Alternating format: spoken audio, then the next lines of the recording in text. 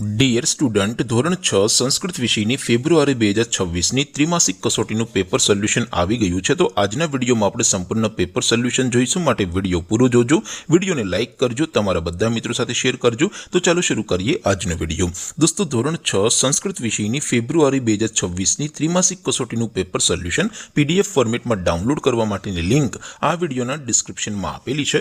તેના પર ક્લિક કરીને તમે ક્વેશ્ચન પેપરની અને તેના સંપૂર્ણ પેપર સોલ્યુશનની એમ બંને પીડીએફ ने સૌથી પહેલા ડાઉનલોડ કરી શકો છો। અથવા તો દોસ્તો, પેપર સોલ્યુશનની પીડીએફ ડાઉનલોડ કરવા માટે તમારે ગૂગલ ઉપર સર્ચ કરવાનું છે www.mygkguru.in। આ વેબસાઇટ તમે સર્ચ કરશો એટલે જે પહેલી લિંક આવશે એના ઉપર તમારે ક્લિક કરવાનું છે। જેવું ક્લિક કરશો એટલે સોલ્યુશન માટેની mygkguru.in આ વેબસાઇટ ઓપન થઈ જશે। વેબસાઇટ ઓપન થયા પછી તમે થોડાક નીચે જશો તો ત્યાં તમને ત્રિમાસિક કસોટીના સોલ્યુશન માટેના ધોરણ વાઇઝ લીલા રંગના બોક્સ જોવા મળશે। દોસ્તો, અહીંથી તમે કોઈ પણ ધોરણની બધા જ વિષયોની ત્રિમાસિક કસોટીના ક્વેશ્ચન પેપર અને તેના સંપૂર્ણ પેપર સોલ્યુશનની પીડીએફને સૌથી પહેલા ડાઉનલોડ કરી શકો છો। જેમ કે દોસ્તો, અત્યારે હું ધોરણ 6 માટે ધોરણ 6 વાળા બીજા બોક્સ ઉપર ક્લિક કરીશ। જેવું ક્લિક કરશો એટલે નવું પેજ ઓપન થશે।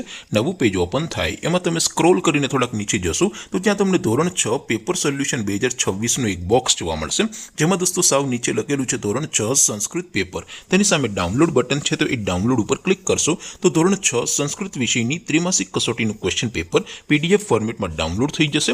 તેની નીચે લખેલું છે ધોરણ 6 સંસ્કૃત સોલ્યુશન। તેની સામે પણ ડાઉનલોડ બટન છે, તો એ ડાઉનલોડ ઉપર ક્લિક કરશો તો ધોરણ 6 સંસ્કૃત વિષયની ત્રિમાસિક કસોટીનું સંપૂર્ણ પેપર સોલ્યુશન પીડીએફ ફોર્મેટમાં ડાઉનલોડ થઈ જશે। તો દોસ્તો, આવી રીતે તમે ધોરણ 6ના બધા વિષયોની ત્રિમાસિક કસોટીના ક્વેશ્ચન પેપર અને તેના સંપૂર્ણ પેપર સોલ્યુશનની પીડીએફને www.mygkguru.in આ વેબસાઇટ પરથી ડાઉનલોડ કરી શકો છો।